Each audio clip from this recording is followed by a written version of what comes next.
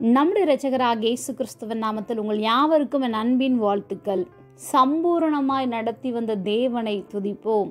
யோவேல் 2:26 நீங்கள் சம்பூர்ணமாக சாப்பிட்டு திருப்தி அடைந்து உங்களை அதிசயமாய் நடத்தி வந்த உங்கள் தேவனாகிய கர்த்தருடைய நாமத்தை துதிப்பீர்கள். என் ஜனங்கள் ஒருபோதும் வெட்கப்பட்டு போவதில்லை. கர்த்தர் நம்மை நித்தமும் நடத்தி மகா வறட்சியான காலங்களிலும் நம் ஆத்துமாவை திருப்தியாக்குகிறார்.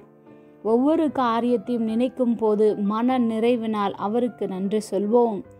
நமக்கு கிடைக்கும் சந்தோஷம், சமாதானம், சுகம், சம்பூர்ணமான ஆசீர்வாதங்கள் யாவும் அவராலே உண்டானது. ஒருவேளை சுகவீனமாய் இருந்தபோது யெகோவா ரஃபா என்ற நாமத்தை நாம் அழைத்திருப்போம். அல்லது ஒரு தேவையின் போது யெகோவா ஈரே என்ற நாமத்தை அழைத்திருப்போம். ஒருவேளை நம்மை ஒருவரும் காணவில்லையே என்று நினைக்கும் போது எல்ரோயி என்ற நாமத்தை நாம் அழைத்திருப்போம். நாம் கூப்பிடும் போதெல்லாம் நம்முடைய தேவைகளையும் சந்தித்து நமக்காக யாவையும் செய்து முடித்த கர்த்தரை நாம் ஒருபோதும் மறந்துவிடக்கூடாது. நம்மை ஒருபோதும் வெட்கப்படுத்தாத தேவன், இதோ நம்முடைய தலைகளை நிமிர்த்துகிற தேவன், நம்மை இதுவரைக்கும் அதிசயமாய் நடத்தி வந்தவரை இன்னும் ஆராதித்து அவர் மேல் இன்னும் அதிகமாய் அன்பு செலுத்துவோம். ஜெபம்.